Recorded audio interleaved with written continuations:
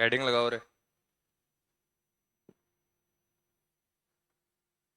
कम कर दे फिर परेशान होगे। ज्यादा है।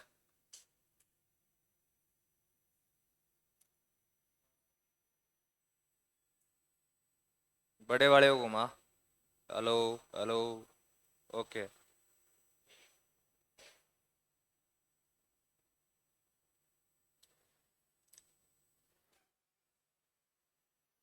कल नहीं आई थी।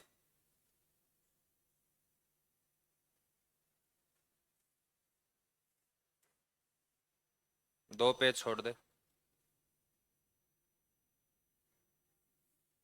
इससे आगे वाले पे।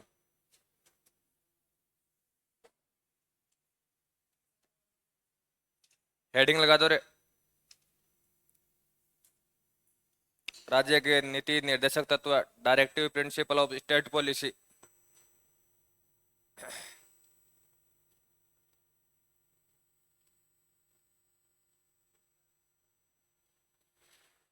आर्टिकल नंबर 35 और article number 31, 31A, 31B, 31C, 44 amendment and आपातकाल के दौरान कौन कौन से फंडामेंटल राइट्स हट जाते हैं, कौन से नहीं हटते हैं, और कौन नोटिफिकेशन के द्वारा हटाए जाते हैं, इतनी पढ़ाया था।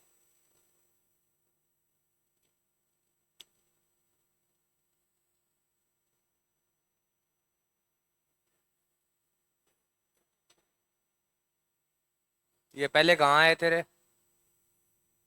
ये पढ़ा चुका मैं एक जगह। नि- नीति निर्देशक तो पढ़ा चुका मैं एक बार। एक जगह आए थे।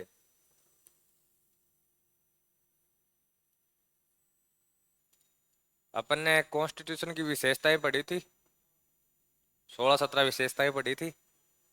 वहां ये विशेषताएं आई थी, मूल अधिकार, नीति निर्देशक तत्व है, तब मैंने ये बताया था। पुरानी बात होगी। पुरानी बात तो नहीं हुई, क्लास होगी शायद वो 8 या 9 नंबर की क्लास होगी।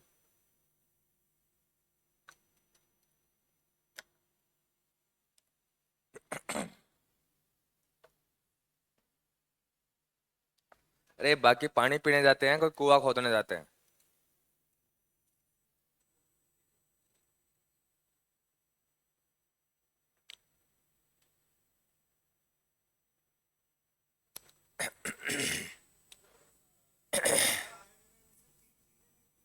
किसे?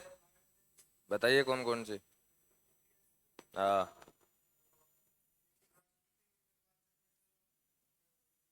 निर्वाचन पद्धति।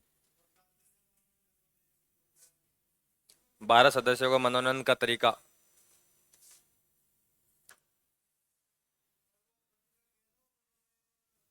नहीं नहीं, राज्यसभा तो चल रहा है, आंगल भारतीय वाला हटाती है। जो दो लोकसभा में, एक एक विधानसभा में नहीं थे, वो हटा दिए आंगल भारतीय वाले। ठीक है। बाकी जो राज्यसभा में जो 12 सदस्य मनोनीत किए जाते हैं, वो तो आज भी होते हैं। हाँ, इसके लिए अमेंडमेंट हुआ था। कल लिस्ट आई थी ग्रुप में, देखी हो तो तुम लोगों ने। 104। हाँ रे। देखो रे। जो नीति निर्देशक तत्व हैं, जो डायरेक्टिव प्रिंसिपल है, वैसे इनका कोई वर्गीकरण नहीं है, कोई क्लासिफिकेशन नहीं है। अपने संविधान में इनका कोई क्लासिफिकेशन नहीं है, ये डायरेक्ट के डायरेक्ट लिखे हुए हैं। लेकिन लोगों ने इन्हें 3 प्रकार में बांट दिया है रे। पहला समाजवादी, सोशलिज्म। दूसरा गांधीवादी। और तीसरा है उदारवादी। देखो, तीनों का फर्क क्या है। कुछ आप कुछ आर्टिकल आपको ऐसे मिलेंगे जो समाज की ज्यादा बात करेंगे, कि हम ऐसा समाज स्थापित करेंगे, हम ये जस्टिस लाएंगे, हम ये करेंगे। राज्य का ये प्रिंसिपल होगा, राज्य का ये कर्तव्य होगा कि वो किसी ना किसी तरीके से कल्याणकारी राज्य की क्या करे, स्थापना करे। वो आर्टिकल किस में आ जाएंगे? आपके समाजवादी में। ऐसे आर्टिकल जो अपने राष्ट्रीय आंदोलन से उठाए गए, और कौन से राष्ट्रीय आंदोलन से? गांधी जी वाले से। ठीक है। जैसे जो अहिंसा की बात करेगा, जीवों को मत मारो, जीवों को छोड़ो, ठीक है, ऐसी जो बात करेगा, अहिंसा की जितनी भी बातें आएंगी, जिनमें अहिंसा की बातें आपको झलक देंगी, वो सारे के सारे किस में आएंगे रे? गांधीवादी में। ठीक है, उदारवादी में कौन से आएंगे? कि राज्य सबको फ्री में देगा, ठीक है, राज्य लोगों के लिए ये करेगा, राज्य लोगों के लिए यदि कोई व्यक्ति बूढ़ा हो गया है और वो उसके पास कोई इनकम ऑफ सोर्स नहीं है तो कोई पेंशन की सुविधा लेके आएंगे। ध्यान रखना, जो ये पेंशन की सुविधा आती है ना, ये आर्टिकल नंबर 41 देता है।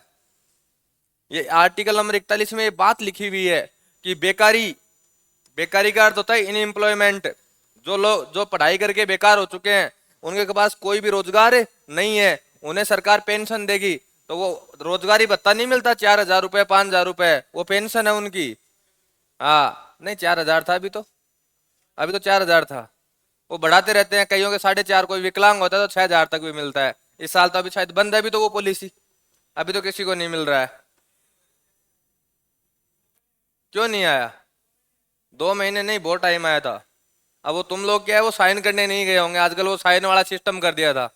हाँ, दूसरा, जैसे बूढ़ा व्यक्ति है तो बुढ़ापे वालों के लिए पेंशन आती है अलग अलग तरीके से, तो ये आपको आर्टिकल नंबर 31 देता है रे। या कोई व्यक्ति बीमार हो गया है, ध्यान रखना, बीमारी वालों को भी पेंशन मिलती है, लेकिन केवल राजस्थान में मिलती है। एक सिरकोसिस रोग होता है उसके लिए, और सिरकोसिस रोग उन लोगों को होता है जो माइंस में काम करते हैं, उन्हें सांस की प्रॉब्लम हो जाती है।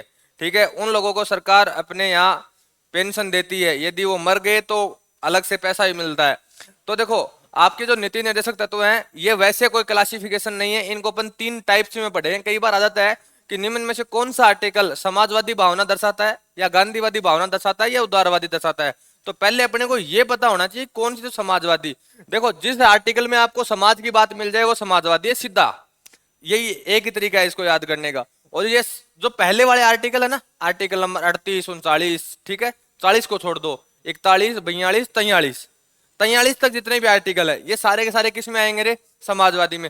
बीच वाले जितने भी आर्टिकल हैं, बीच वाले, वो सारे किस में आएंगे? गांधीवादी में। और बीच में जितने जैसे 40 रह जाएगा और रह जाएंगे, वो सारे के सारे किस में आ जाएंगे? आपके उदारवादी में। ठीक है, अब देखो दूसरा, मैंने कल आपको, परसों की बात है शायद, मैंने एक बात लिखवाई थी कि भीमराव अम्बेडकर ने संविधान की आत्मा किसे बताया था रे? अब ये क्या है? सोल ऑफ कॉन्स्टिट्यूशन, संविधान की आत्मा, इतनी बात है ना। अब मैं एक लाइन और लिख रहा हूं, संविधान की मूल आत्मा।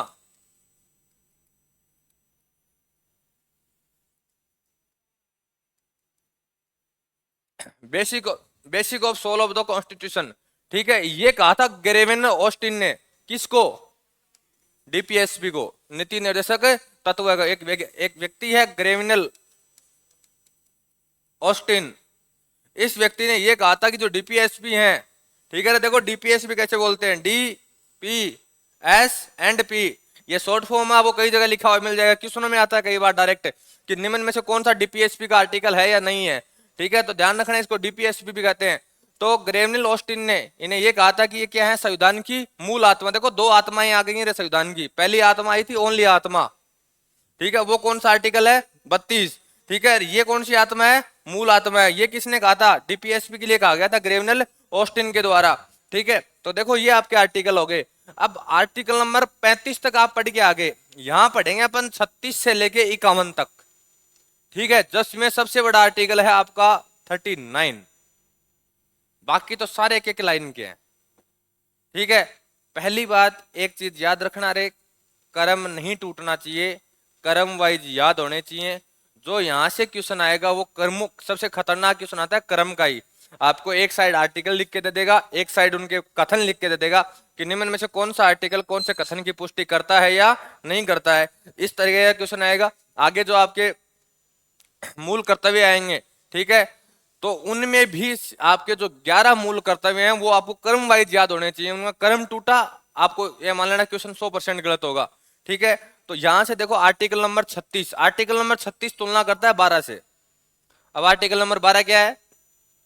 राज्य की परिभाषा, डेफिनेशन ऑफ स्टेट। जितनी चीजें मैंने उस डेफिनेशन ऑफ स्टेट में यहाँ शामिल की थी, मैंने क्या क्या शामिल किया था वहां? संघ की कार्यपालिका और विधायिका। ठीक है, यहां भी किसको शामिल कर दोगे? संघ की कार्यपालिका और विधायिका। आप दोनों नए हो ना आज, अब ये आपके ये प्रॉब्लम आएगी, आपको विधायिका कार्यपालिका ये समझ में नहीं आएंगे। विधायिका जानते हो? पॉलिटिकल बैकग्राउंड के या साइंस बैकग्राउंड के, इतना बताओ बस। आर्ट रही है आपकी या साइंस रही है 11th 12th में?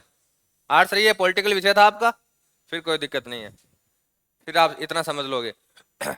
तो विधायिका और कार्यपालिका में थोड़ा सा अंतर समझ लो। विधायिका का अर्थ है सारे सदस्य, ठीक है, यानी संसद। संसद में लोकसभा, राज्यसभा और राष्ट्रपति तीनों शामिल होते हैं, ये कहलाती है विधायिका, ठीक है। यदि आपकी स्टेट की विधायिका पूछे तो विधानसभा। और जहां विधान परिषद, जैसे 6 स्टेट ऐसे हैं जहां विधान परिषद साथ में चलती है, ठीक है, तो वहां विधानसभा प्लस विधान परिषद क्या हो जाएगी, विधायिका हो जाएगी। कार्यपालिका हर जगह एक ही होती है। ये जितने मंत्री नहीं बनते, इनको सबको मिलाए क्या बोलते हैं, कार्यपालिका। तो जो सेंटर के मंत्री हैं वो सेंटर की कार्यपालिका है, और जो स्टेट के मंत्री होते हैं वो कहाँ की कार्यपालिका है, स्टेट की कार्यपालिका है। तो देखो आर्टिकल नंबर 36 बोलता है कि जो संघ के कार्यपालिका और विधायिका वो शामिल हो जाएगी, स्टेट की कार्यपालिका और विधायिका वो शामिल हो जाएंगी। ऐसी संस्था ने जिनको पेमेंट कौन देती हो, स्टेट गवर्नमेंट देती हो या राज्य या सेंट्रल गवर्नमेंट देती हो, वो सारी की सारी पोषित संस्थानें कहाँ जाएंगी, ये आ जाएंगी। और जितने भी स्थानीय निकाय हैं वो सारे के सारे किस में आ जाएंगे, आर्टिकल नंबर 36। तो आर्टिकल नंबर 36, आर्टिकल नंबर 12 दोनों एक ही बात करते हैं, ये बात ध्यान में रख लेना।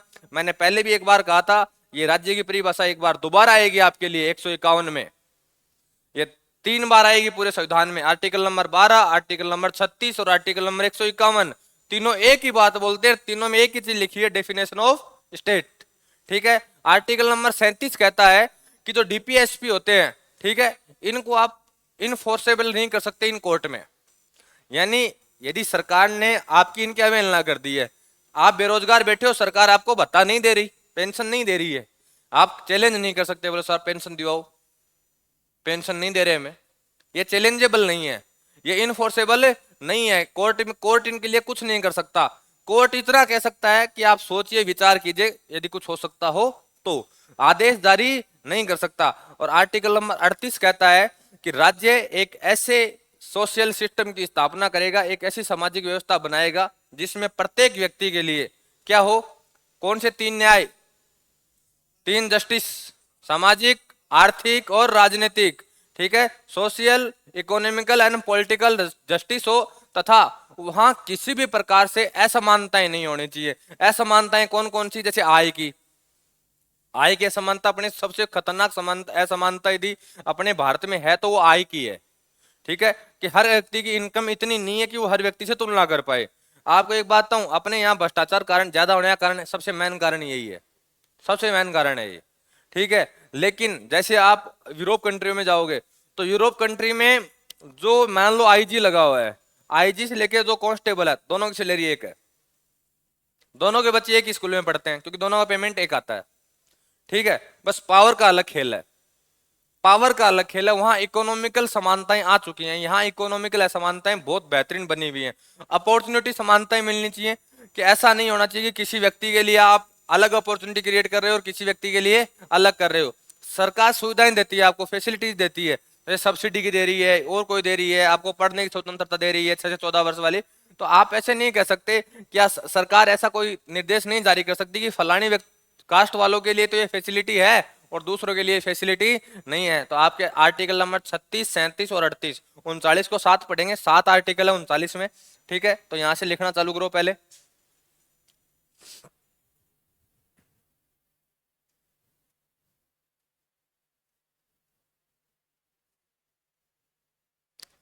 संविधान के नीति निर्देशक तत्वों में प्रत्यक्ष से कोई वर्गीकृत नहीं किया गया है, संविधान में इनका कोई क्लासिफिकेशन नहीं है, ठीक है। पहली लाइन वही है, ग्रेवनील ऑस्टिन ने नीति निर्देशक तत्वों को संविधान की मूल आत्मा कहा था, और नीति निर्देशक तत्वों को दशा व दिशा के आधार पर, देखो इनकी जो बातें हैं और उनकी जो डायरेक्शन है उसके आधार पर 3 व्यापक श्रेणियों में इनको अपन क्लासिफिकेशन करते हैं। कौन कौन सी, समाजवादी, गांधीवादी और उदार बुद्धिजीवी में विभक्त किया जाता है। यहां तक लिखो।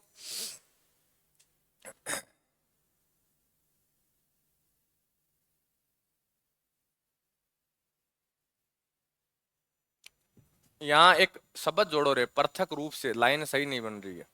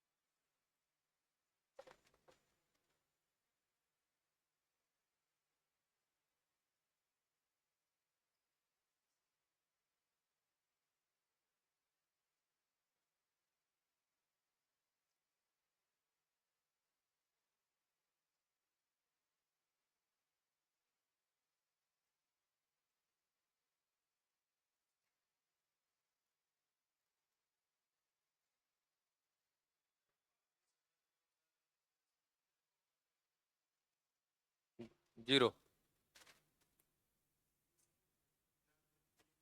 ना, जीरो।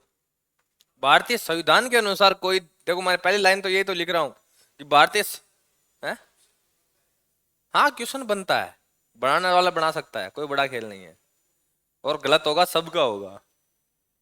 तो यही तो लाइन, तभी तो मैं ये लिखवा रहा हूँ कि भारतीय संविधान ने इनको कहीं कोई क्लासिफिकेशन नहीं किया हो गया है। इनकी दशा और दिशा के आधार पर जो ये जब बुद्धिजीवी लोग होते हैं, इन्होंने कर दिया है कि हाँ एक सामाजिक विचारधारा का, ये गांधीवादी विचारधारा का, ये उदारवादी विचारधारा का है। ये इन्होंने क्लासिफिकेशन किया है, पढ़ाने वालों ने। इससे पहले कोई क्लासिफिकेशन, संविधान में कोई क्लासिफिकेशन इनका नहीं लिखा हुआ है। क्वेश्चन बनता है, बहुत बेहतरीन क्वेश्चन बनता है ये। और पहला ऑप्शन आएगा 3, और सभी ये करके आएंगे 3। कहीं आपको या तो ये लिखा हुआ दिखेगा नन, और कहीं लिखा हुआ दिखेगा या जीरो, जहां तक कोई पहुंचने की कोशिश ही नहीं करेगा।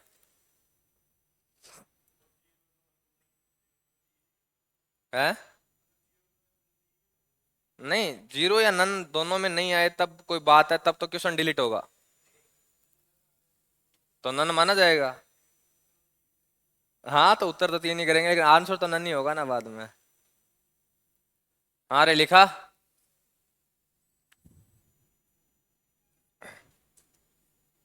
ये आपको आर्टिकल याद रहे ना रहे, कोई टेंशन मत लेना इनकी। ये आपको विचारधाराओं के साथ याद हो जाएंगे ऑटोमेटिक जब आप पढ़ोगे। समाजवादी सिद्धांत, ये लोकतांत्रिक समाजवादी का जो खाका है उसे तैयार करते हैं। जो ब्लूप्रिंट है डेमोक्रेसी का, उसका ब्लूप्रिंट यही बनाते हैं, जिनका लक्ष्य सामाजिक और आर्थिक न्याय प्रदान करना है। ये लोक कल्याणकारी राज्य की स्थापना का मार्ग बनाते हैं। साथ में article number 38, 39, 39A, 41, 42, 43, 43A and 47। सिर्फ आपको एक आर्टिकल, यदि आपको देखो आगे ध्यान रखो, एक आर्टिकल ज्यादा आगे दूर जा रहा है, बाकी कोई भी देखो साथ में चल रहे हैं सारे के सारे। 38, 39, 39A, ठीक है। 40 गायब हुआ है। 41, 42, 43, 43A है। 40 तो पंचायती राज है, तो पंचायती राज गांधीवादी में आएगा। पंचायतों की स्थापना, गांधी जी का सिद्धांत था ये, कि स्टेटों को पंचायतों की स्थापना करनी चाहिए।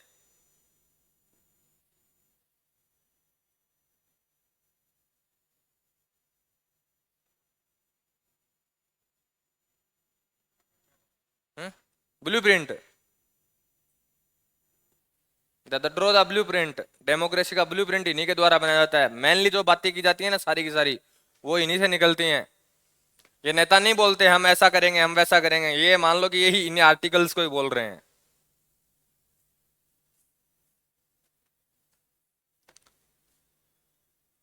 एक दो नेताओं को छोड़कर ऐसा कोई भी नेता नहीं है जिसको थोड़ा बहुत भी संविधान का ज्ञान हो। बेतुकी बातें करते हैं।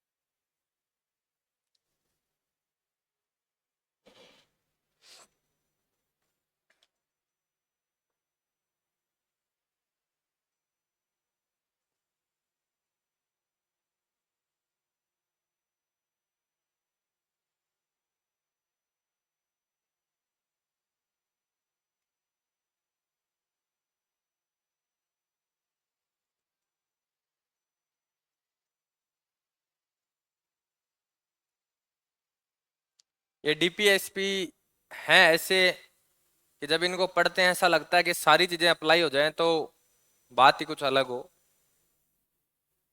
लेकिन ये शायद ही कोई कर पाएगा इनको।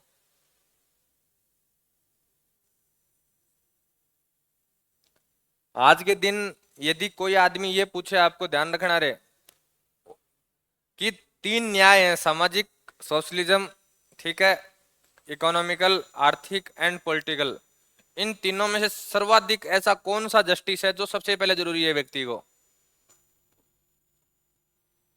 तीन न्याय है, सोशल, इकोनॉमिकल, पॉलिटिकल, इन तीनों न्याय, तीनों जस्टिस में से ऐसा कौन सा जस्टिस है जो एक एक मिल गया तो दोनों ऑटोमेटिक मिल जाएंगे? इकोनॉमिकल। आप किसी व्यक्ति को पैसे के मामले में बराबर बिठा दो, वो समाज में बराबर बैठने लग जाएगा सबके। पैसा बराबर होगा तो चुनाव ऑटोमेटिक लड़ लेगा। तो यदि सबसे ज्यादा जरूरी जस्टिस है तो वो इकोनॉमिकल है।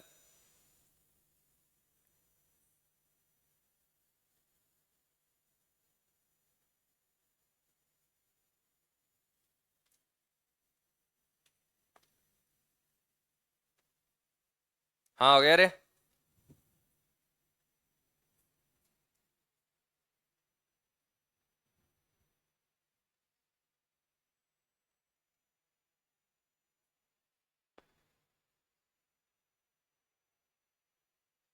अब देखो, मैंने एक याद करने का, ये 40 रह गया था ना, इस 40 को यहाँ ले आना। अब 43 और 40, ये 43 है ना, इस 43 में आपको कुछ गांधीवादी बातें मिलती हैं। 43B, 46, 47, 48, ठीक है। और नीचे वाले 44, 45, 48 सारे के सारे यहाँ वापिस आ जाएंगे।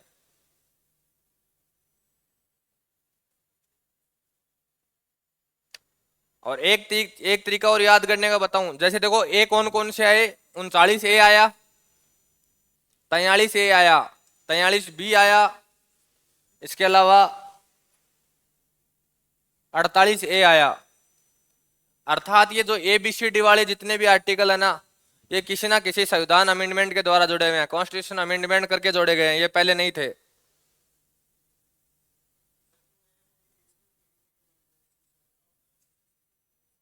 हाँ आएगा 43A।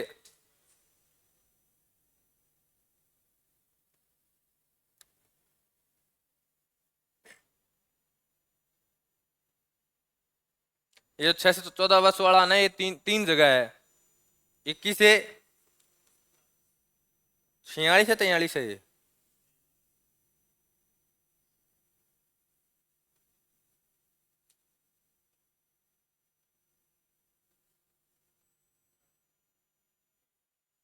ये शायद 45 है, या तो 46 है, नहीं 45 है। और एक आवा मूल कर्तव्य 11वां 45 है। तो इन तीनों में एक ही बातें हैं 6 से 14 वर्ष वाले बच्चों के लिए।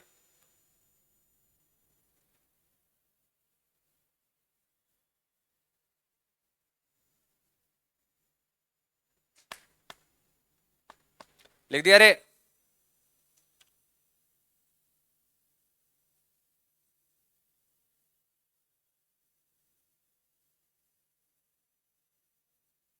जो पढ़ाने में जोर आया था ना, वो अब तक ही आया था, अब नहीं आएगा। अब तो ये दड़ादड़ चलेंगे। अब बस थोड़ा सा जोर आएगा, बताऊं कहाँ पे? आपको संसदीय विशेषाधिकार पढ़ाने में, वहां थोड़ा सा कंफ्यूजन ज्यादा होता है, बाकी कहीं नहीं होगा। प्रेसिडेंट, आपके जो उपराष्ट्रपति है, सब प्रेसिडेंट है, प्रधानमंत्री, इनमें कहीं कुछ नहीं होने वाला, इनमें तो दड़ादड़ चलेंगे। क्योंकि पहली बात तो आपने सर्वाधिक यही चीजें पढ़ रखी हैं। ये अब तक जो पढ़ाया था मैंने, ये पढ़ाने वाले को भी जोर आता है और पढ़ने वाले को भी जोर आता है, क्योंकि ये कंफ्यूजन बहुत पैदा करते हैं। लिख दिया।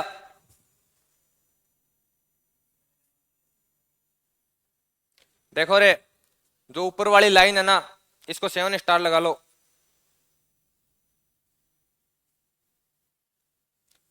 कि डीपीएसपी का जो मेन उद्देश्य है ना, मेन इनका ऑब्जेक्टिव, जो मेन प्रिंसिपल है, वो क्या है? लोक कल्याणकारी राज्य की स्थापना। ये बहुत बार एग्जाम में आया हुआ है कि जो डायरेक्टिव प्रिंसिपल है, इनका मेन उद्देश्य क्या है? तो इनका मेन उद्देश्य है कि ऐसे राज्य का स्टेब्लिश करना कि जो पब्लिक वेलफेयर स्टेट हो।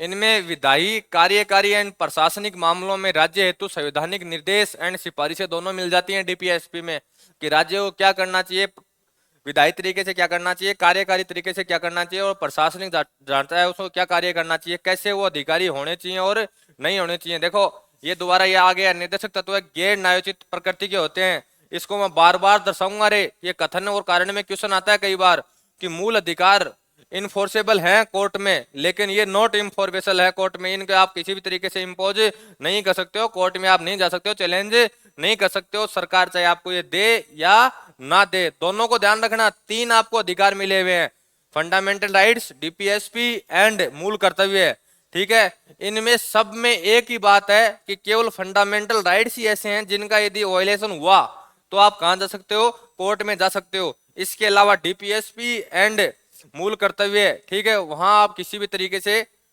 कोर्ट में नहीं जा सकते हो, ये इनफोर्सेबल नहीं है।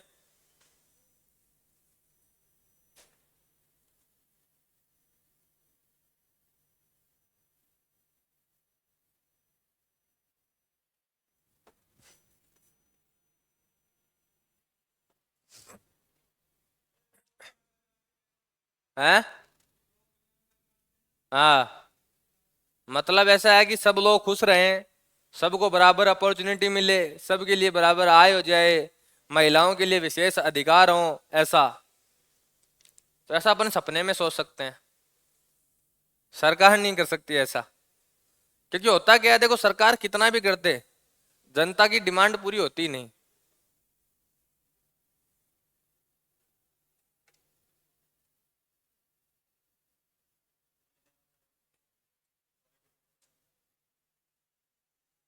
पंद्रह एक दिन और ना, इकोनॉमिक्स, इकोनॉमिक्स पढ़ेंगे पहले, फिर करेंगे ज्योग्राफी। है 20-25 दिन, लास्ट 20 एक दिन, इतनी ही पढ़ाएंगे, इससे ऊपर पढ़ाई तो हालत खराब हो जाएगी। जिसमें मैंने आपको बैंकों की तो लिस्ट दे ही दी, बैंकों की लिस्ट आ गई थी ना, तो मैं दोबारा नहीं पढ़ाऊंगा बैंक। उनमें क्या पढ़ाऊंगा, कौन सा बैंक कब स्टेब्लिश हुआ, तो वो तो आपको डायरेक्ट याद ही करना पड़ेगा, उसका मुख्यालय कहाँ है वो आपको याद ही करना पड़ेगा, उसमें पढ़ाने की जरूरत क्या है।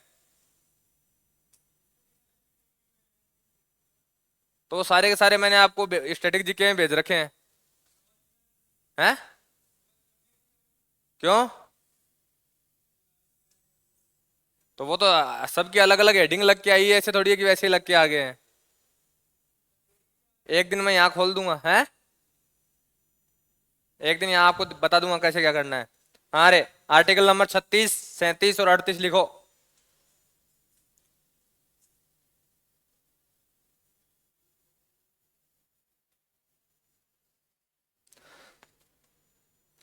जो आर्टिकल रिलेट करते हैं किससे, डीपीएसपी से, इनमें पहला आर्टिकल आता है आर्टिकल नंबर 36, जहाँ डेफिनेशन ऑफ स्टेट है। स्टेट में कौन कौन शामिल होता है, संघ की विधायिका एंड कार्यपालिका, ठीक है, legislature and executive of union, राज्य की विधायिका एंड कार्यपालिका, सार्वजनिक क्षेत्र के उपक्रम, जो पब्लिक सेक्टर के जितने भी अंडरटेकिंग आएंगे वो सारे के सारे यहाँ आएंगे, और राज्य निधि के द्वारा पोषित संस्थान, ठीक है, वो सारे के सारे यहाँ आ जाएंगे। इसका एग्जाम्पल बताओ रे, स्टेट फंडेड फंड वाले जो इंस्टीट्यूशन है इनकी।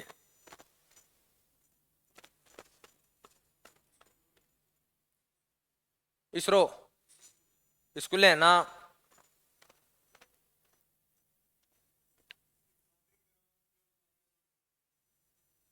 वो यहाँ आएंगे।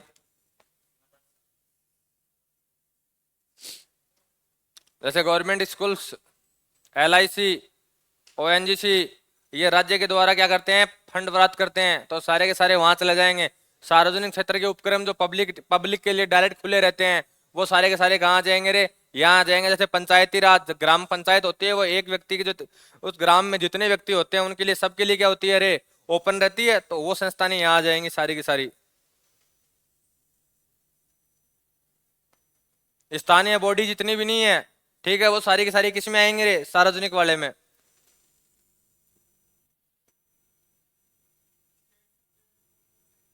जैसे स्कूल्स हुए, गवर्नमेंट स्कूल्स हुई, ठीक है, LIC हुई, सेल हुई, ONGC हुई, हिंदुस्तान पेट्रोलियम हुई, जिनको फंड सरकार करती है, ऑपरेट सरकार करती है।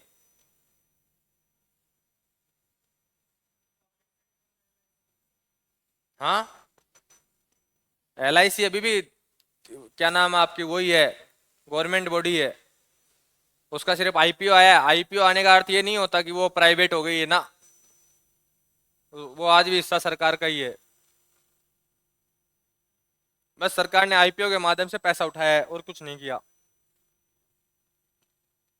शायद 56,000 करोड़ का IPO आया था इसका।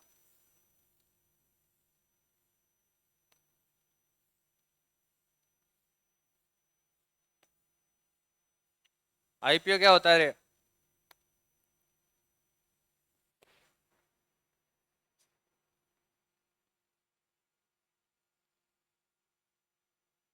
क्या होता है ये?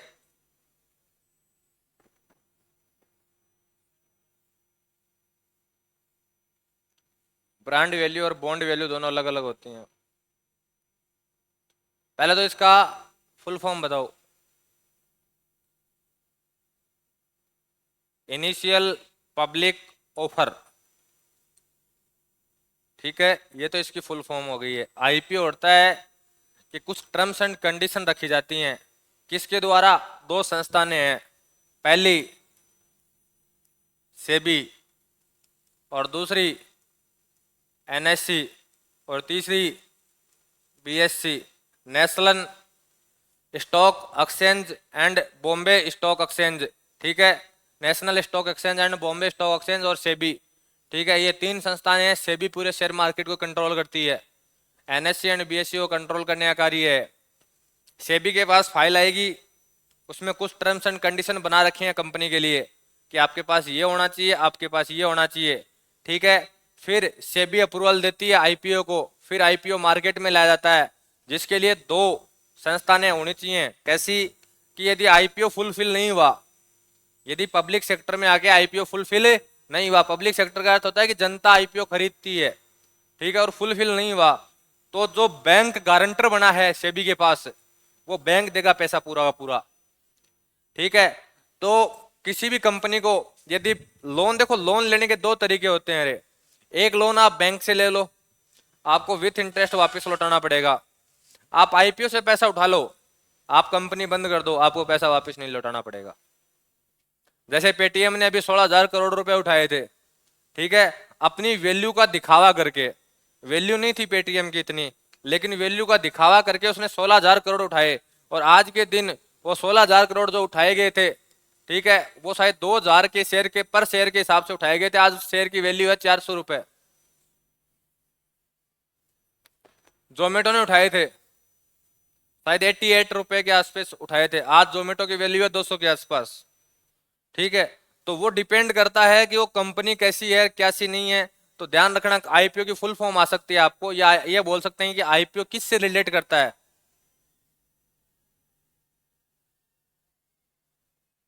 ठीक है, तो ये आपका आर्टिकल नंबर 36, 37 और 38 आगे लिख दो। 37 और 38 लिखना रहे, 39 समझाऊंगा एक बार पूरा। आर्टिकल नंबर 37 तो ये बोलता है कि directive principle of the policy है, इन्हें इनफोर्सेबल इन द कोर्ट नहीं कर सकते हो आप, कोर्ट में इन्हें आप नहीं ले जा सकते हो। और 38 नंबर आर्टिकल बोलता है कि राज्य, स्टेट है, वो एक ऐसी पॉलिसी क्रिएट करेगा जिसमें सभी व्यक्तियों के लिए, जो सभी पर्सन हैं जो वहां निवास करते हैं, ठीक है, उनके लिए सामाजिक, आर्थिक और राजनीतिक न्याय, जस्टिस हो, तीनों टाइप्स के। ठीक है, और इसके अलावा किसी भी प्रकार ये क्या नहीं हो रहे, असमानताएं। असमानताएं कैसी हो सकती हैं? आय की हो सकती है, इनकम की हो सकती है, प्रतिष्ठा। प्रतिष्ठा को आप बोल सकते हो इज्जत। अपने मारवाड़ी भाषा में क्या है? इज्जत की, फलाने की इज्जत ज्यादा है, हमारी इज्जत कम है। ठीक है, तो वो वाली सुविधाएं, फैसिलिटी तो सरकार देती है वो, और आपकी अवसर, अपॉर्चुनिटी, इनमें सबके लिए क्या हो? बराबर अवसर हो, बराबर समानताएं हो, असमानताएं नहीं हो। देखो, अवसर की तो मैं फिर भी बोल सकता हूं कि सरकार कोशिश करती है कि अवसर में सबको मिले, सुविधाओं में भी कोशिश करती है सरकार, लेकिन सरकार इन दो को कभी नहीं मिटा पाएगी। इनको मिटाने के लिए सरकार को सबसे पहले जो इनकम सोर्स है उसको क्या करना पड़ेगा? इक्वल करना पड़ेगा। कोशिश कर रही हैं सरकारें, लेकिन व्यक्ति क्या उसके अनुसार चलता नहीं है। ठीक है, अब सीधी सी बात है, एक आदमी गवर्नमेंट अधिकारी पे चपरासी बनने को तैयार है, एक आदमी गवर्नमेंट स्तर पे चपरासी बनने को तैयार है, लेकिन इसी को ऐसे दोबारा किसी बिल्डिंग में ये कह दिया जाए ना कि तू इस बिल्डिंग की साफ सफाई का ठेका ले ले, ये साफ सफाई करा देना, ठीक है, तो मैं इससे ज्यादा तेरे को पेमेंट देंगे, तो वो यहाँ नहीं करेगा, लेकिन वो वहां चपरासी बनने का तैयार है। तो इसमें सरकार करे भी क्या? तो लिखो यहां तक, और फिर आर्टिकल नंबर 39 में आपको समझाऊंगा एक बार, क्योंकि आर्टिकल नंबर 39 का सर्वाधिक क्वेश्चन आता है।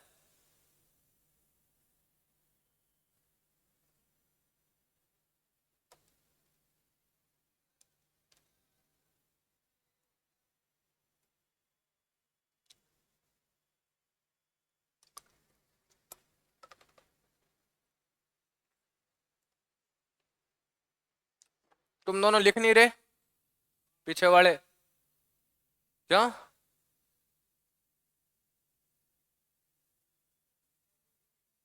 पहले का नहीं लिखा? तो आज तो एकदम नया टॉपिक था, पहले लिख लिया पीडीएफ से? भाई दो ही जगह से लिख सकते हो, पहले या तो पीडीएफ से लिख सकते हो या यहाँ से, तो यहाँ की तो स्लाइड में खोली नहीं अब तक।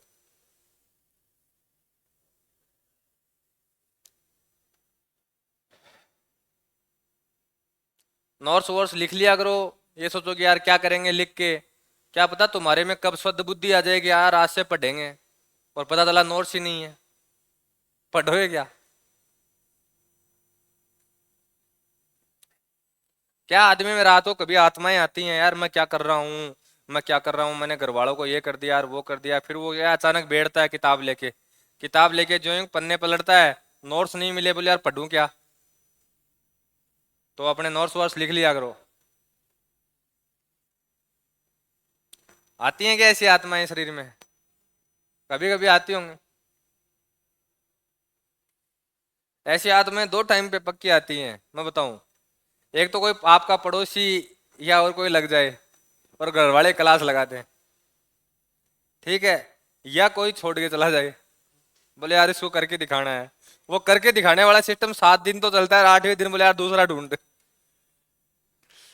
और कईयों में तो आजकल क्या है सिस्टम थोड़ा हाइट, टेक्नोलॉजी का जमाना आ गया ना, इंस्टा पे क्या है रिक्वेस्ट पेंडिंग रहती हैं, और रोल नंबर डाल देते हैं, बोले अच्छा ये रोल नंबर 1 आउट हुआ ना तो रोल नंबर 2 को अप्रूवल दे देंगे, और रोल नंबर 2 को रात को 11 बजे मैसेज आए, बोले ओहो तेरा इंतजार।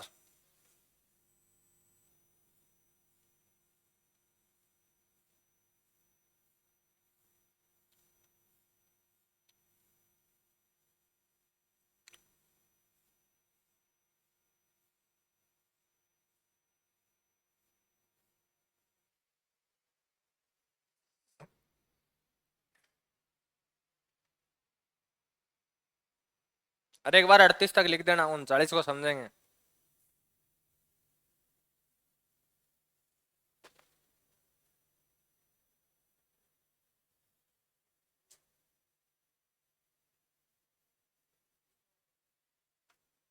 हो गया? देखो रे, 39, 39 में A B C D E and F, ठीक है, कितने हो गए? 6 हो गए ना पूरे, छह, छह प्रोविजन है, ठीक है। तो पहला प्रोविजन तो ये कहता है कि जो मैन और वुमेन है उनके लिए समान रोजगार, समान अपॉर्चुनिटी पैदा की जाएगी, ठीक है। किसी के लिए ऐसा नहीं है कि एक व्यक्ति के लिए दूसरा कार्य किया जा रहा है, दूसरे व्यक्ति के लिए दूसरा कार्य किया जा रहा है, तो समान अपॉर्चुनिटी, समान कार्य, वेतन की बात नहीं कर रहा हूं रे, समान कार्य किसके लिए? पुरुष एंड महिला दोनों के लिए, ठीक है, समान कार्य खड़े किए जाएंगे। आर्टिकल नंबर बी और सी जो आप कल पढ़ रहे थे, मैं आपको बोल रहा था कि 39 B एंड C की उद्देश्यों को पूरा करने के लिए, जो इनमें ऑब्जेक्ट लिखे हुए हैं उनको पूरा करने के लिए सरकार आर्टिकल नंबर 14, 19 एंड 31 का क्या कर सकती है रे? वॉयलेशन कर सकती है। अब वो देखो क्या है, आर्टिकल नंबर 14 और 19 और 31 का वॉयलेशन कैसे किया जाएगा। देखो, सरकार जो भौतिक रिसोर्सेज है, फिजिकल जो रिसोर्सेज है, भौतिक संसाधन है, उनका कंट्रोल, नियंत्रण इस तरीके से करेगी कि सभी व्यक्तियों, जितने भी राज्य में व्यक्ति निवास करते हैं, सभी व्यक्तियों को उसका बराबर फायदा मिले रे।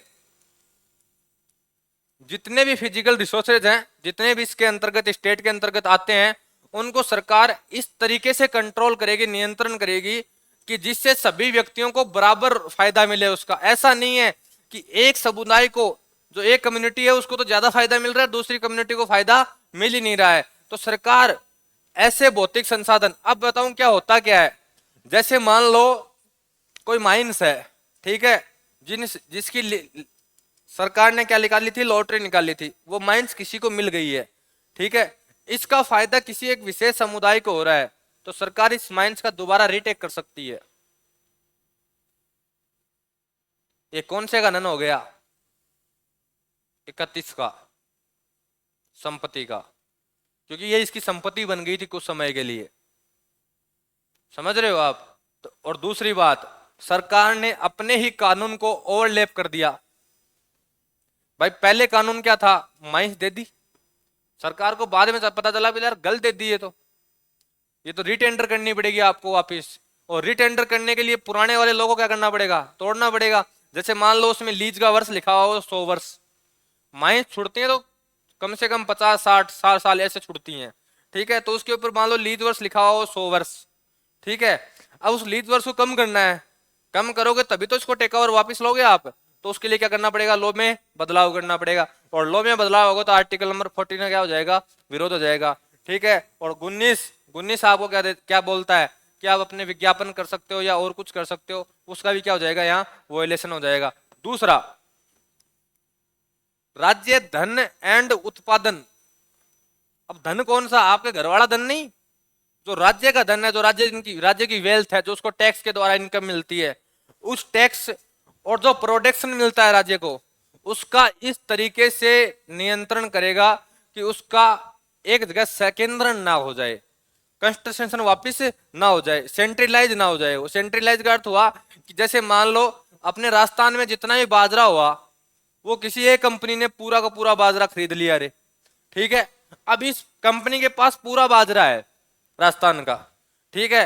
अब राजस्थान का यदि पूरा बाजरा है तो भाव कौन कंट्रोल करेगा रे, ये कंपनी, ठीक है। अब जैसे चाहे ये वैसे बाजरा देगी लोगों को, और ये व्यक्तियों के लिए क्या हो जाएगा रे, घाटे का सौदा, ठीक है। यदि कोई कंपनी ऐसा करती है, ठीक है, या कोई व्यक्ति ऐसा करता है, उसके लिए सरकार क्या बनाती है, कानून बनाती है। और उस कानून में आप ये कह सकते हो कि हाँ मैं ऐसा कानून बना रहा हूं जिसमें मूल अधिकार क्या हो रहा है रे, हनन हो रहा है, क्योंकि दूसरे लोगों के उद्देश्य क्या करनी है, पूर्ति करनी है। तो देखो 39 बी और सी, ये तो है भौतिक जो आपके संसाधन है उनके लिए। फिजिकल रिसोर्सेज जानते हो आप, पानी है, ठीक है, मिट्टी है, मिट्टी भी फिजिकल रिसोर्सेज में आती है, ध्यान रखना, मिट्टी की बहुत वैल्यू आज के दिन, ठीक है।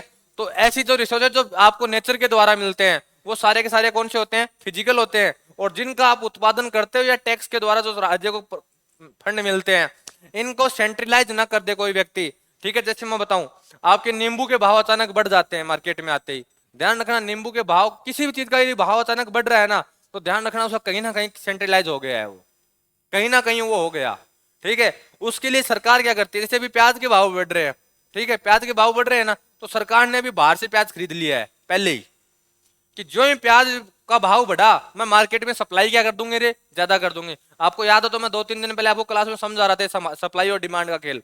यदि सप्लाई ज्यादा है और डिमांड कम है तो भाव ऑटोमेटिक क्या हो जाएंगे, डाउन हो जाएंगे। लेकिन सप्लाई कम और डिमांड क्या है, बहुत ज्यादा है, तो भाव क्या हो जाएंगे रे, आसमान छू जाएंगे।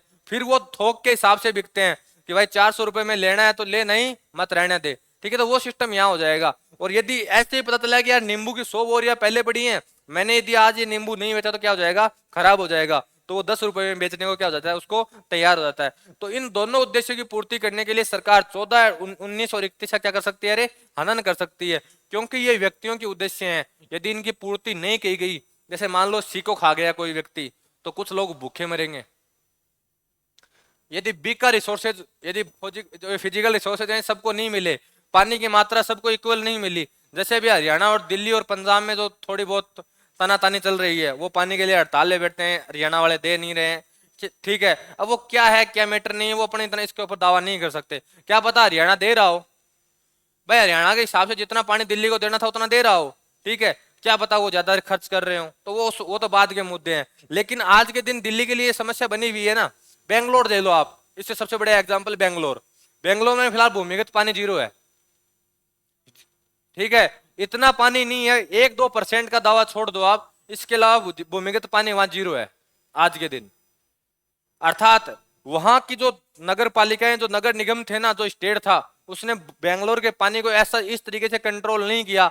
जैसे राजस्थान में आज के दिन ट्यूबवेल खोदना मना है, ठीक है, क्यों खोदना मना है? ऐसे नहीं सरकार मना करती, सरकार को पता है ज्यादा ट्यूबवेल खोदी गई भूमिगत पानी नहीं बचेगा, और एक टाइम ऐसा आ जाएगा कि लोगों के पास पीने के लिए पानी नहीं होगा, ठीक है। इसलिए आपको जैसे गांव में देखो 3 फेस लाइट आती है, एक तो सिंगल फेस, एक 3 फेस। मोटर किस में चलती है? 3 फेस में, ठीक है। अपने को 3 फेस 24 घंटे क्यों नहीं देते वो लोग? उनको पता है ये इतने हरामी हैं कि ये मोटर को चालू ही रखेंगे चाहे वो काम हो ना हो, ठीक है। इसलिए उसको कंट्रोल करने के लिए सरकार ऐसे कानून बनाती है। तो ये होता है दोनों बी और सी। डी होता है आपका कि देखो यहां तो सम्मान कार्य है, यहां सम्मान वेतन है रे। किसके लिए? यदि कोई कार्य ऐसा है जिसको पुरुष व महिला दोनों कर रहे हैं, दोनों ने इक्वल एक ही कार्य कर रहे हैं, तो दोनों को क्या मिलेगा रे? सम्मान वेतन दिया जाएगा। ऐसा नहीं होगा कि एक जने को वेतन अलग दिया जाए, दूसरे को अलग दिया जाए। दूसरा, जो व्यक्ति जहां काम करते हैं, जो मजदूर लोग होते हैं, ठीक है, वहां देखो गर्भवती महिलाएं भी आती हैं, सब आती हैं, तो उनके लिए एक ऐसा वातावरण बनाओगे आप जो उनके लिए क्या हो रे? सुटेबल हो। ऐसा नहीं हो कि यार एक मजदूर आया सुबह 7 बजे से कार्य कर रहा है और शाम को 7 बजे तक कार्य कर रहा है, आप उसको पानी पीने नहीं दे रहे हो, उसके लिए वहां आराम करने की व्यवस्था ही नहीं है दोपहर में, ठीक है। तो राज्य क्या निर्देश देता है लोगों को? जो संस्थानें होती है उनको कानून के द्वारा कानून बना के, जैसे आपको देखो अभी कानून है कि जैसे कई जगह 6 डे वर्किंग है, ठीक है, कई जगह 8 घंटे का शिफ्ट का सिस्टम सरकार ने कर रखा है।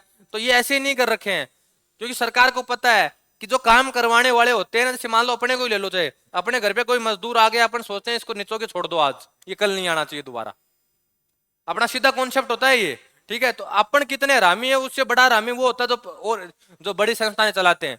तो उनको कंट्रोल करने के लिए आपका ई है। और दूसरा, बच्चों के लिए स्वच्छ वातावरण को उपलब्ध कराएगा। कौन कराएगा रे? राज्य करवाएगा कि जो बच्चे हैं, तो किसी के बच्चे हों, चाहे गरीब के हों चाहे और हों, वो ऐसी जगह ना रहें कि उनका बचपन है ना वो ऐसी जगह गुजरे जिससे उनको कोई बीमारियां हो जाए, वो अपना जीवन जी ना पाए, उससे पहले क्या हो जाए रे? समाप्त हो जाए। तो उनके लिए स्वच्छ वातावरण क्या कराएगा? उपलब्ध कराएगा। यह आपका आर्टिकल नंबर 39 है, ठीक है। तो लिखो। हाँ, नहीं, इसको कानून बना दिया ना आजकल कर्मगार वाला।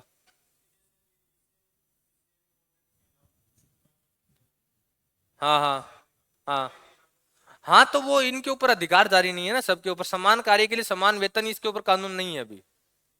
हाँ, लिखो 39A 39B, पुरुष व महिलाओं के लिए समान रोजगार के अवसर। और अगला है राज्य भौतिक संस्थानों का स्वामित्व, ओन एंड नियंत्रण कंट्रोल इस प्रकार करेगा कि सभी के हितों की क्या हो सके रे? पूर्ति हो सके। ऐसा ना हो कि एक कम्युनिटी है उसके तो पूर्ति हो रही है और दूसरे कम्युनिटी की पूर्ति नहीं हो रही है।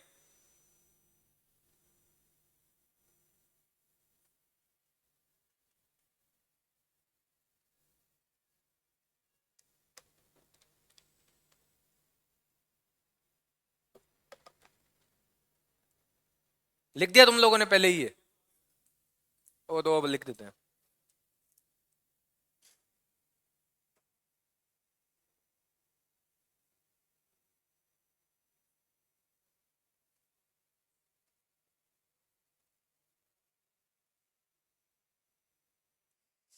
हाँ, अरे एक बात मैं आपको पहले कहता हूँ, कल पोस्ट कितनी आई थी? 17,000। अब भी लिख लेना, मेरी कम से कम इतनी बढ़ेंगी, कन्फर्म बढ़ेंगी। जैसे जीडी की बढ़ी है ना, वैसे कन्फर्म बढ़ेंगी। अभी बोल रहा हूँ, तैयारी शुरू कर दो।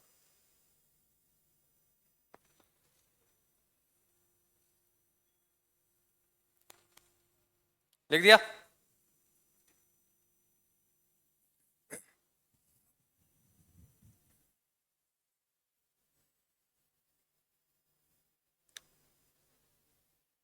राज्य अर्थव्यवस्था का प्रबंधन, जो इकोनॉमी है, इसको इस तरीके से मैनेज करेगा कि जो धन और उत्पादन है, यहाँ धन का अर्थ मनी नहीं है रे, वेल्थ है।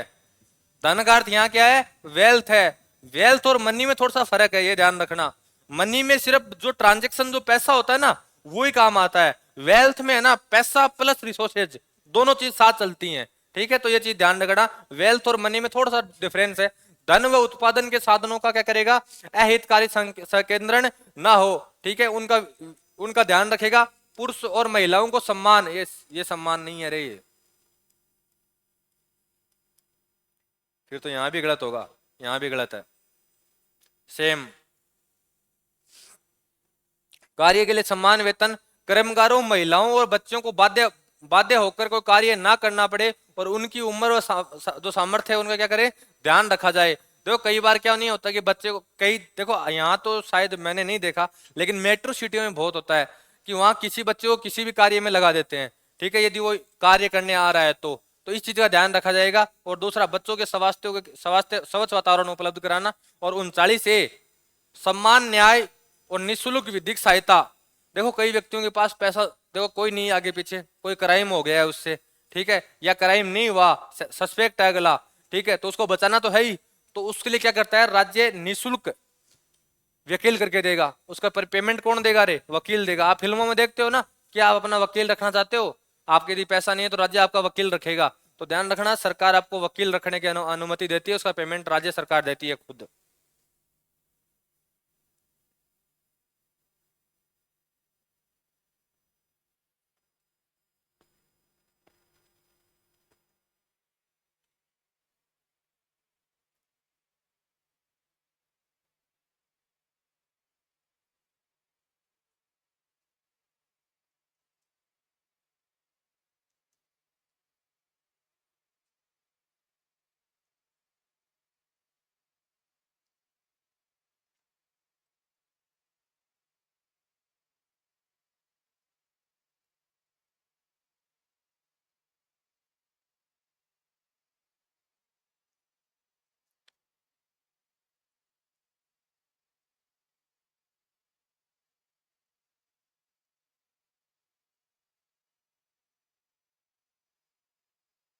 कल यूट्यूब पे एक जने ने कमेंट किया था, किसने किया था, बोले संडे को एक्स्ट्रा क्लास मत रखना। कौन था वो? तेजाराम।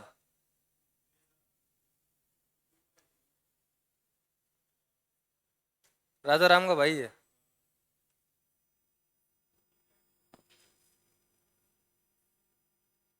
इस संडे को एक्स्ट्रा क्लास तो होगी। नहीं, अपन रखेंगे। हाँ वो बोल रहा था। तो एग्जाम तो 27-28 की है ना, या 28-29 की है? सीपीओ की 3 दिन है। वो जो फेज 12 की एग्जाम दे के आया था उससे मिला तो?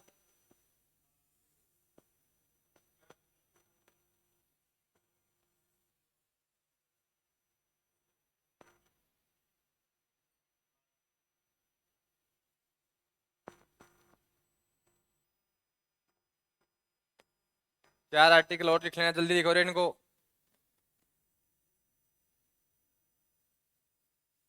आर्टिकल नंबर 40, 41, 42 और 43। आर्टिकल नंबर 40 बोलता है कि राज्य पंचायती राज संस्थानों में क्या करेगा रे, स्थापना करेगा। आर्टिकल नंबर 41,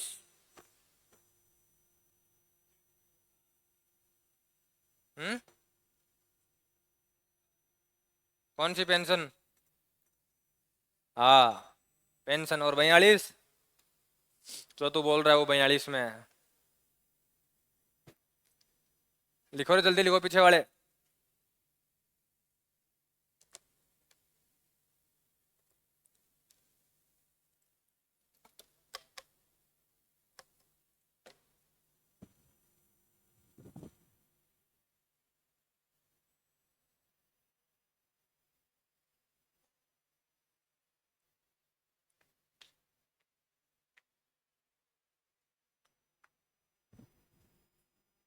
देखो रे, आर्टिकल नंबर 40, 41, 42 और 43।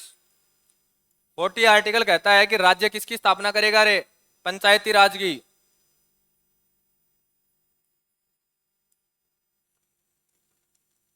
अब एक बात बताऊं आपको, मैं जब स्थानीय स्वशासन आपको पढ़ाऊंगा ना, तब ये आर्टिकल दोबारा काम आएगा कि कौन से आर्टिकल के तहत 73 और 74 में 73वां संविधान संशोधन 1992 में क्या किया गया था, उसमें पंचायती राज संस्थानों को संवैधानिक दर्जा दिया गया था। वो कौन से आर्टिकल के तहत दिया गया था रे? 40 के तहत।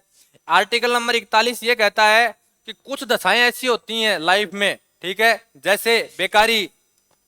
भाई ये जो बेकारी है, ठीक है, बेकारी का अर्थ क्या हो गया रे? अनएम्प्लॉयमेंट। ग्रेजुएशन कर ली, नौकरी नहीं लगी, तो सरकार कुछ कुछ टाइम तक उसको क्या देती है रे? पेंशन देती है, बोले 4,000 रुपए मैं दे दूंगी तेरे को, ठीक है। कोई व्यक्ति बुढ़ापे में आ गया है रे, ठीक है, तब, या कोई व्यक्ति बीमारी से ग्रसित हो गया है। अब देखो रे, ये बीमारी वाली है ना, ये प्रत्येक राज्य में नहीं मिलेगी आपको, ठीक है, लेकिन ये दो आगे वाली जो बेकारी और बुढ़ापे वाली हैं, ये आपको प्रत्येक लगभग सभी राज्यों में क्या मिल जाती हैं? मिल जाती हैं कि कुछ दशाओं में व्यक्तियों के लिए आप ऐसी व्यवस्थाएं करोगे, या तो उनको शिक्षा दी जाए या उनको लोक व्यवस्थाएं करी जाए जीने के लिए। और जीने के लिए एक ही व्यवस्था है कि पैसा दे दो, बाकी व्यवस्था अगला खुद कर लेगा, ठीक है। आर्टिकल नंबर 42 ये कहता है कि जो गर्भवती महिलाएं होती हैं उनके लिए लीव दी जाएगी। क्या दी जाएगी रे? लीव दी जाएगी। ध्यान रखना, ये लीव वो लीव है जिसमें उनको पेमेंट भी दिया जाएगा। गर्भवती महिलाओं को पहले और बाद में जोड़ के टोटल 6 महीने की वो मिलती है लीव, ठीक है। पहले पिता को नहीं मिला करती थी, आजकल पिता को भी मिलने लग गई है 2 महीने की, कि वो अपने बच्चे का ध्यान रख सके, ठीक है। तो 42 के तहत क्या मिलता है रे?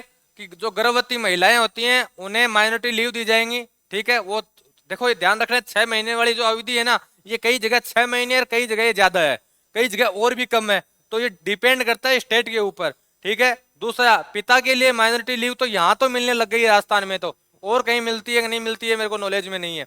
दूसरा, जो आप जहां ये लोग काम करते हैं, ठीक है, वहां एक ऐसा माहौल पैदा करेंगे जो उनके लिए सुटेबल हो। ऐसा माहौल ना हो कि व्यक्ति काम कर रहा है लेकिन वो उनके लिए क्या है रे? सुटेबल नहीं है। ऐसे माहौल की व्यवस्था आप नहीं करोगे। और आर्टिकल नंबर 43 ये कहता है कि निर्वाह योग्य मजदूरी, व्यक्ति अपना जीवन जी पाए इतनी मजदूरी तो आप उसको देना काम करके, कि वो अपने घर का क्या कर पाए रे? गुजारा कर पाए, वो अपना घर चला पाए। तो निर्वाह योग्य मजदूरी,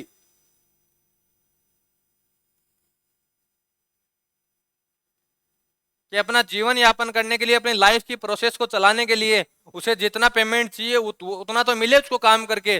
दूसरा, कुटीर उद्योग जानते हो रे? कुटीर उद्योग, कुटीर उद्योगों को बढ़ावा।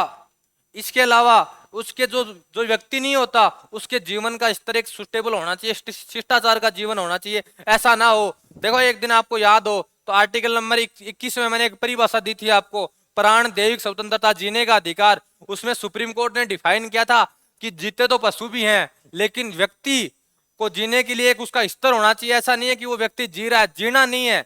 जीवन तो सांस तो कौन ले रहा है? पशु भी ले रहे हैं, लेकिन व्यक्ति के जीने का क्या होना चाहिए? एक स्तर होना चाहिए। वो आर्टिकल नंबर आपको क्या बोलता है? 21 बोलता है। और आर्टिकल नंबर 21 में जो सुप्रीम कोर्ट ने परिभाषा उठाई है वो कहां से उठाई है रे?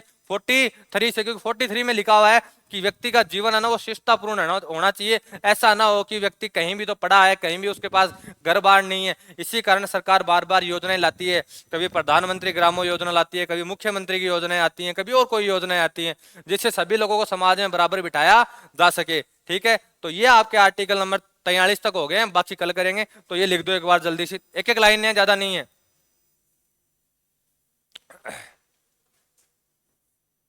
सब में एक एक लाइनें हैं। आर्टिकल नंबर 40, राज्य पंचायती राज संस्थानों की स्थापना करेगा, उन्हें सशक्त बनाएगा, ठीक है, उन्हें और पावर देगा, ठीक है। दूसरा, कुछ दशाओं में काम, शिक्षा और लोक सहायता उपलब्ध कराएगा। कौन सी दशाओं में रे? बेकारी में, बेकारी यानी अनएम्प्लॉयमेंट में, बुढ़ापे में, और यदि कोई व्यक्ति बीमार हो गया है तो उस स्थिति में। और 42, कार्यस्थल होते हैं वहां न्याय संगत व मनोचित दशाएं होनी चाहिए। और दूसरा, गर्भवती महिलाओं को अवकाश व प्रसूति सहायता, प्रसूति सहायता का अर्थ हो गया पेमेंट, ठीक है। और दूसरा 43, निर्वाह योग्य मजदूरी, कोई किसी को जीवन जीने के लिए जितना मजदूरी चाहिए वो तो दीजिए आप। कुटीर उद्योगों को बढ़ावा और जीवन का स्तर एक शिष्टाचार जीवन होना चाहिए तथा सामाजिक व सांस्कृतिक जो अवसर होते हैं वो सभी व्यक्तियों को क्या मिलने चाहिए रे, बराबर मिलने चाहिए। तो जो आपका आर्टिकल नंबर 31 में सुप्रीम कोर्ट ने जो परिभाषा की है ना कि जीवन जीने के अधिकार कहां से लिए जाए, तो वो आर्टिकल नंबर 43 से लिए गए हैं।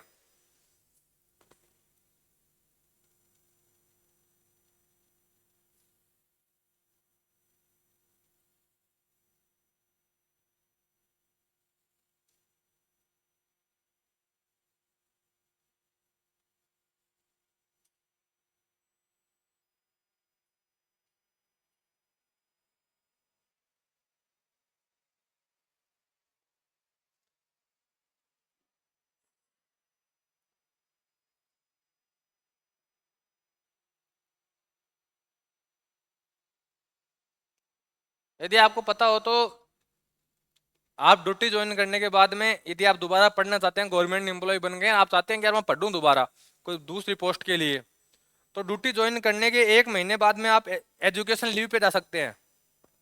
पता आपको? नहीं पता? 1 साल तक। हाँ हाँ ना, गवर्नमेंट एम्प्लॉय की बात कर रहा हूँ। पेमेंट आपका रुक जाएगा, विदाउट पेमेंट जाओगे आप, ये ध्यान रखना। तो ये अधिकार भी आपको कौन देता है? डीपीएसपी देता है कि कोई व्यक्ति है जो गवर्नमेंट एम्प्लॉय बन गया है तो विदाउट पेमेंट वो क्या कर सकता है? अपनी एजुकेशन लीव पे जा सकता है। इसमें सर्वाधिक यदि कोई उपयोग करते हैं तो बैंक एम्प्लॉय करते हैं।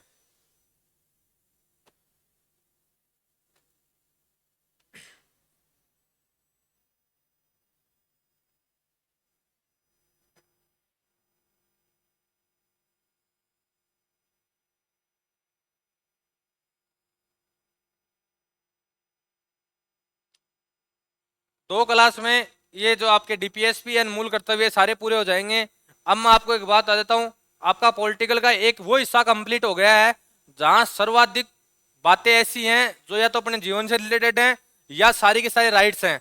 तो अब देखना आगे जो अब आएंगे ना उनमें इतना जोर नहीं आएगा क्योंकि वो चीजें आपकी बहुत पढ़ी हुई हैं, राष्ट्रपति उपराष्ट्रपति प्रधानमंत्री आपने बहुत पढ़े हैं।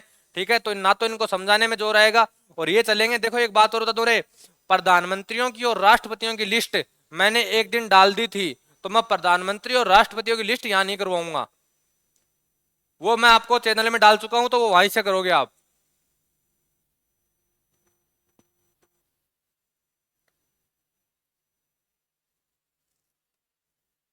और दूसरा उसमें 2 टेबल्स हैं रे, जिसमें लोकसभा और राज्यसभा की सीटें हैं कि कौन सी स्टेट में लोकसभा की सीटें कितनी है और कौन सी स्टेट में राज्यसभा की सीटें कितनी है।